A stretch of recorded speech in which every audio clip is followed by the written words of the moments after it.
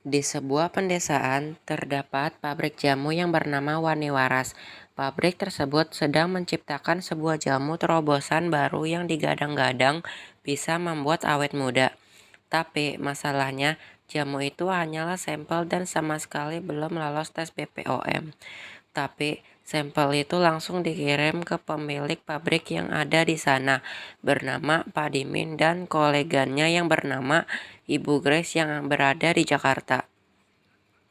Singkat waktu, karyawan pabrik pun sudah sampai di rumah Pak Dimin yang terlihat cukup besar. Pak Dimin memiliki istri muda yang bernama Karina dan beberapa pembantu yang bekerja di sana. Di tempat lain, anak perempuan Pak Dimin yang bernama Kenes juga dalam perjalanan menuju ke rumah ayahnya bersama anaknya, Rehan, dan suaminya Rudi. Rumah tangga mereka ini sedang di ujung tanduk karena Kenes ingin bercerai dengan Rudi setelah dia ketahuan berselingkuh. Tujuan mereka ke sana untuk mendapatkan tanda tangan Pak Dimin karena pabrik jamunya yang akan dijual. Kembali ke rumah Pak Dimin tanpa melakukan pengetesan terlebih dahulu, dia malah langsung meminum sampel jamu tersebut. Akhirnya, Kenes dan keluarganya sudah tiba di rumah ayahnya. Tapi dia sangat ketus kepada Karina, karena faktanya Karina adalah teman Kenes dari kecil yang memilih menikah dengan ayahnya dan otomatis menjadi ibu tirinya. Hal itulah yang membuatnya bersikap dingin ke Karina. Selain Kenes, Pak Dimin juga memiliki anak satu lagi yang bernama Bambang, kakak dari Kenes. Bisa dibilang dia ini beban keluarga karena kesibukannya hanyalah bermain game. Makanya dia selalu diremehkan oleh ayahnya. Dia pun kemudian ditemui oleh Raihan. Terlihat hubungan mereka sangat akur. Meskipun Rehan sempat bertanya, kenapa keluarga mereka sering berantem, tapi Bambang mengatakan itu urusan mereka. Yang penting hubungan mereka tetap solid. Setelah selesai mandi, hal luar biasa pun terjadi kepada Pak Dimin. Dia menempati dirinya menjadi lebih muda, ubannya menghilang. Begitu juga dengan keriputnya setelah meminum sampel jamu tersebut. Dia pun merasa sangat senang. Karina yang melihat perubahan suaminya sontak terkejut tapi sekaligus senang.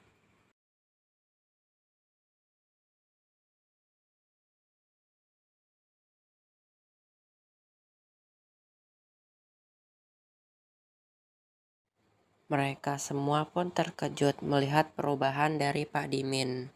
Kemudian mereka semua berkumpul untuk membahas penjualan pabrik jamunya.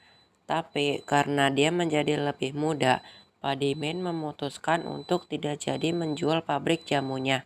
Orang pertama yang kecewa adalah si Bambang karena tidak jadi mendapatkan uang. Pak Dimin menjelaskan, dari dulu pabrik jamunya selalu dipandang sebagai pabrik jamu Kalestari. Makanya dia terpaksa ingin menjual pabriknya. Tapi setelah terciptanya sampel jamu awet muda ini, itu pasti akan mengubah pabriknya, bahkan di mata dunia. Pak Dimin menamai jamu tersebut Abadi Nanjaya. Mendengar itu, Kenes pun menjadi orang kedua yang kecewa karena dia sudah berencana untuk berpisah dengan Rudy dan membangun usaha dengan uang hasil penjualan pabrik agar bisa hidup mandiri bersama anaknya. Tapi hal itu harus dia urungkan. Pertengkaran pun mulai terjadi setelah Kenes mengeluarkan unek-uneknya terhadap Karina yang malah menikahi ayahnya dan juga kepada ayahnya yang keinginannya harus selalu dituruti tanpa pernah peduli dengan perasaan anak-anaknya. Di tengah suasana yang tegang, hal aneh pun terjadi kepada Pak Dimin. Ketika mereka kembali ke ruang tamu, Pak Dimin mengatakan jika keputusannya sudah final dan dia tidak akan menjual pabriknya. Dia ikut mengeluarkan unek-uneknya dan mengatakan jika Kenis dan Rudy tidak pernah bertanya bagaimana perjuangannya membangun pabrik dari nol. Bahkan Rudy tidak pernah mengucapkan terima kasih untuk diberi kepercayaan untuk menjalankan pabrik. Ketika Ketika Pak Dimin berada di puncak emosinya, hal aneh kembali terjadi kepadanya. Tiba-tiba muncul luka yang aneh di belakang punggungnya, diikuti dengan muntah darah, dan setelah dicek, Pak Dimin tidak lagi bernafas. Saat mereka sedang sibuk mencari bantuan, tiba-tiba Pak Dimin hidup kembali, tapi dengan wujud mirip zombie. Dia pun langsung menyerang semua orang yang ada di hadapannya.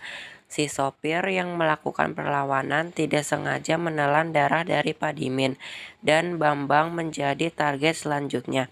Karena berusaha menyadarkan ayahnya, tapi karena panik, Bambang tidak sengaja menarik pelatuk senjatanya, sehingga membuat zombie Pak Dimin tewas tercucuk panah. Mereka semua pun syok atas kejadian tersebut. Rudy kemudian menyuruh si sopir untuk memanggil polisi. Nanti dia yang akan menjelaskan semuanya kepada polisi. Bambang yang masih syok atas kejadian barusan mencoba untuk menenangkan diri di dalam mobilnya. Dia tidak menyangka akan menghabisi nyawa ayahnya sendiri. Kemudian Kenneth ikut menyusul kakaknya, tapi dia malah ikutan mewek. Sementara itu di dalam rumah pembantu yang sempat digigit Pak Dimin ternyata ikut berubah menjadi agresif dan mulai menyerang semua orang yang ada di hadapannya. Dari kejadian itu, salah satu pembantu wanita pun terkena gigitan. Kembali ke Kenneth, dia belum mengerti apa yang sebenarnya terjadi. Kemudian mendekati pembantu di sana yang lagi nyemilin pembantu lainnya. Tentu saja dia jadi target si zombie, tapi untungnya Bambang menabrak si zombie untuk menyelamatkan adiknya. Sedangkan Rudy dan lainnya harus terpisah dengan mereka karena berusaha kabur dari kejaran zombie lainnya. Saat mereka sedang mencari keberadaan Rudy dan lainnya, mereka malah dikejar oleh zombie wanita dan saat kembali ke mobil, zombie tadi ternyata sudah hilang. Dan tiba-tiba mereka diincar lagi oleh zombie tadi, meskipun sambil ngesot.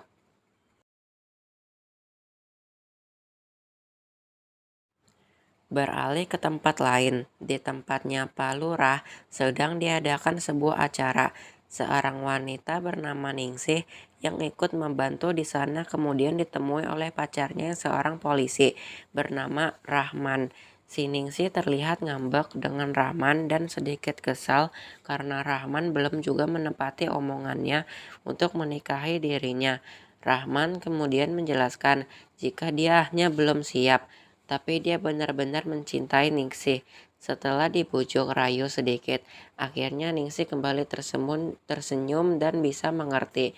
Kemudian Rahman harus kembali ke kantor karena dipanggil atasannya dan berjanji sorenya akan kembali menemui Ningsih. Di tengah orang-orang yang lagi asyik berjoget, si sopir yang ternyata mulai berubah karena menelan darah Pak Dimin menjadi hilang kendali dan membuatnya melaju kencang dan akhirnya menabrak mobil box Pak Lurah yang kesal karena si pengemudi hampir membahayakan nyawa orang lain. Kemudian menyuruh si sopir keluar. Pak Lurah yang mengira jika si sopir sedang oleng malah menjadi orang pertama yang diserang oleh si sopir yang sudah berubah, dan pastinya semua orang di sana pasti akan ikut berubah. Sementara itu, Rudy dan yang lainnya masih berusaha kabur dari kejaran zombie. Setelah sedikit bermain petak umpet, mereka pun harus kembali dikejar karena HP Rudy malah berdering.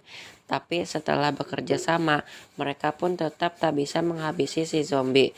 Tiba-tiba saja di tempat itu turun hujan, dan entah kenapa si zombie jadi anteng setelah diguyur hujan. Kesempatan itu pun digunakan mereka untuk kabur dari sana. Rudy kemudian menelpon Kenes yang bersama Bambang agar mereka menjemputnya. Tapi karena mereka tidak tahu lokasi di sana, mereka pun janjian untuk bertemu di Pak Lurah yang dekat dengan lokasi Rudy dan yang lainnya. Kenes juga menuju ke sana setelah di Sherlock. Tapi setelah Karina tiba di rumah Pak Lurah, semua orang yang ada di sana pun sudah berubah menjadi makhluk yang agresif.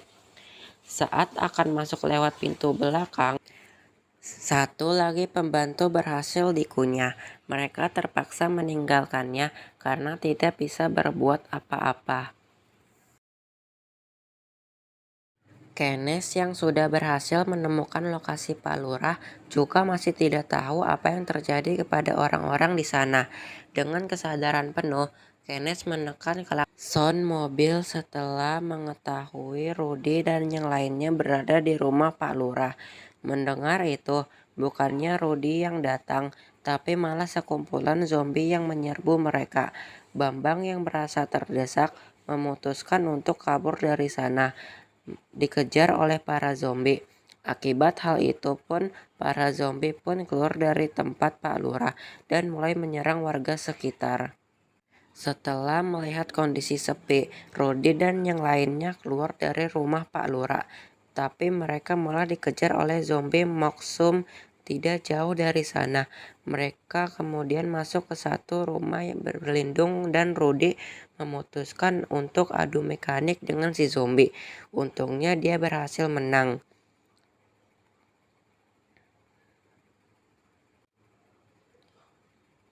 Kenes dan Bambang yang masih mencoba mencari jalan agar bisa kembali ke rumah Pak Lurah.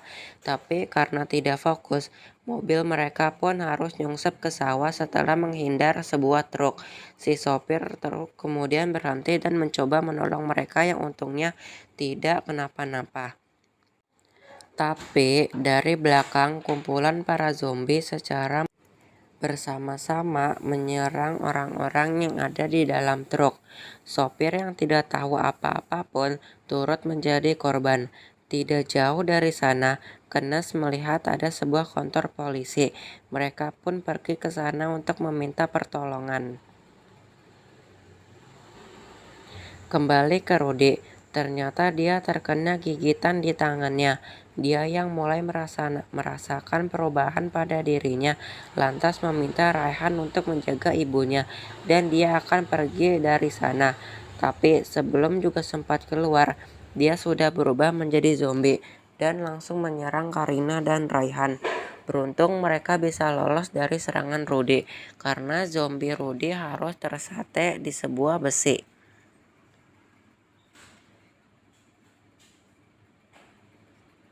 Sementara itu, di kantor polisi, Rahman mengamankan Marson dan kembang api yang lumayan banyak.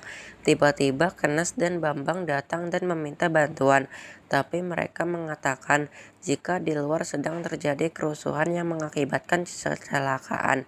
Mendengar itu, Pak Polisi yang kagak berani langsung keluar untuk mengecek situasi. Tapi mereka malah ikut dikunyah oleh para zombie termasuk si Pak Komandan.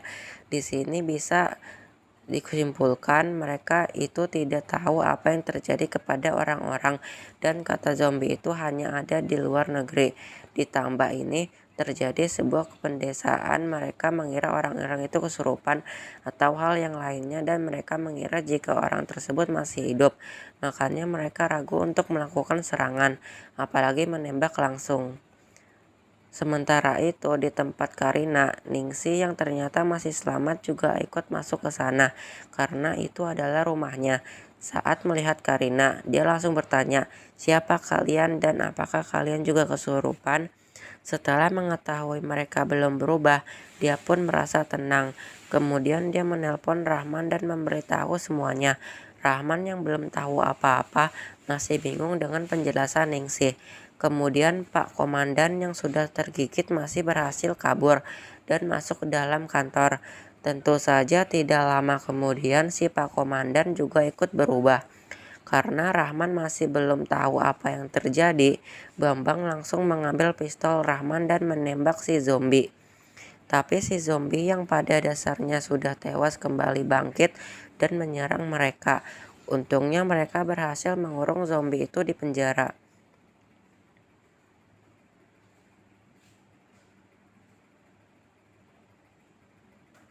Bambang kemudian meminta Rahman untuk meminta pertolongan dari kantor polisi lain. Setelahnya Bambang mencoba menguatkan adiknya yang khawatir kepada anaknya. Dia mengatakan Raihan pasti baik-baik saja. Tidak lama kemudian Karina menghubungi Kenneth menggunakan HP milik Ningsih. Kenneth pun senang mengetahui anaknya baik-baik saja. Tapi apesnya Rudy sudah berubah. Meskipun mereka akan bercerai, tetap saja itu membuat Kenneth sedih. Mereka berencana setelah bantuan datang, mereka akan menjemput Karina dan Raihan. Di luar kumpulan para zombie sudah semakin banyak dan sungguh apes bantuan yang hampir tiba di sana sudah dikunyah oleh kawanan zombie. Alhasil mereka pun harus terjebak di kantor polisi.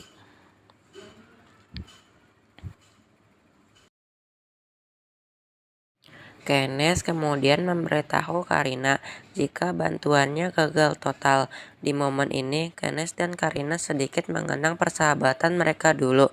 Karina juga sempat berkata jika dia memang mencintai Pak Dimin bukan karena mengincar hartanya. Kenneth juga tahu jika ayahnya juga mencintai Karina, tapi dia sakit hati karena harus kehilangan sahabatnya. Ketika kawanan zombie mendengar suara azan, dengan pedenya Rahman mengatakan jika para zombie masih mau sholat, padahal mereka hanya tertarik pada sumber suara. Mengetahui hal itu, Rahman kemudian mengambil petasan dan mengarahkannya ke sawah.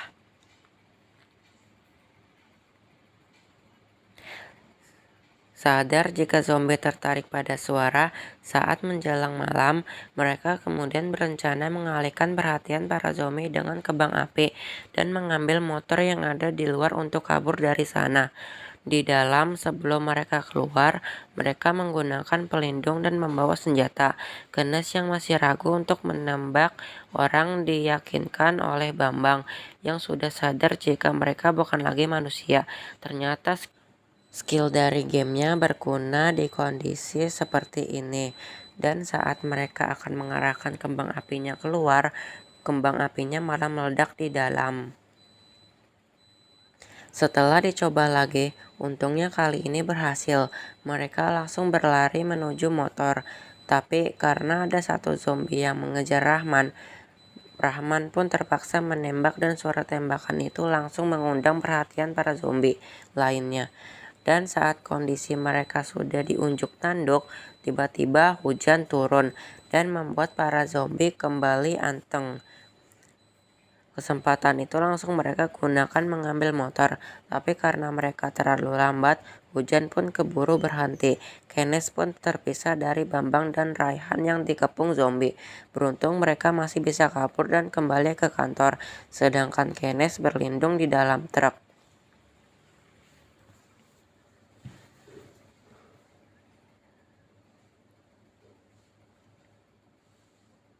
Zombie Rudy akhirnya bisa meloloskan diri dan suaranya juga memancing zombie lain yang ada di luar.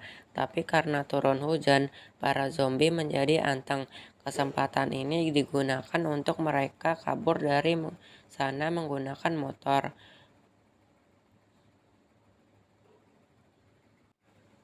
Saat mereka tiba di depan jalan rumah Pak Lurah, Kenneth melihat Karina dan berusaha memberikan sinyal.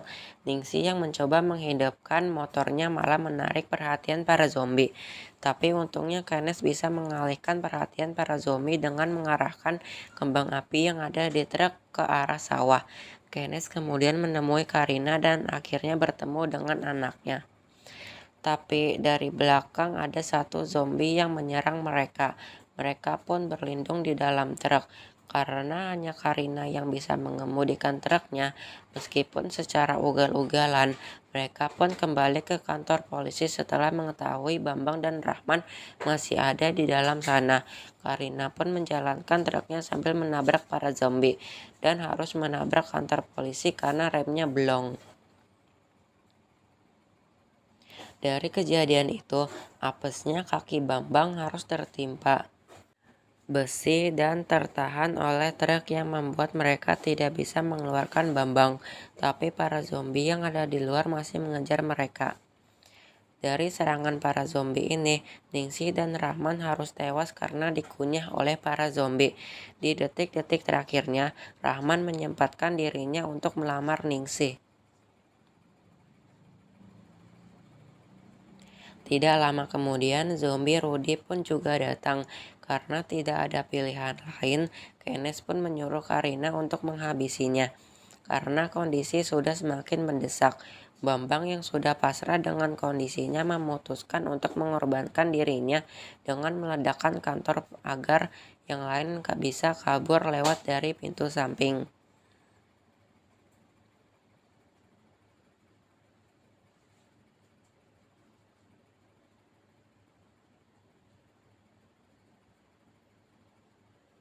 Setelah keluar dari sana, Keynes baru menyadari jika tangannya terkena gigitan dari zombie Rudy.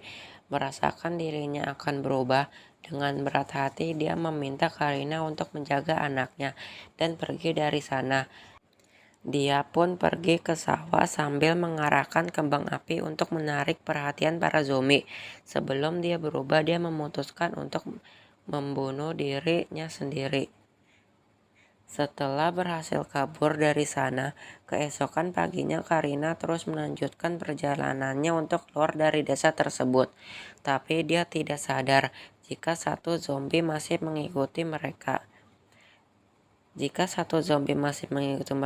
Sementara itu di Jakarta, di apartemen milik Grace, kolage dari Pak Dimin ternyata dia juga telah meminum jamu abadi Nanjaya. Setelahnya, itu pasti akan berubah dan mengeluarkan virus zombie ini ke orang-orang yang ada di Jakarta. Film ini tidak sekadar film zombie biasa, melainkan kritik sosial terhadap ambisi manusia yang ingin hidup abadi. Yang ironisnya, malah berujung pada tragedi dan kekacauan. Di tengah wabah zombie yang melanda di Desa Wanirejo, film ini menyoroti pentingnya persatuan keluarga untuk bertahan hidup, mengajarkan bahwa hubungan manusia lebih berharga daripada ambisi kekayaan atau keabadian.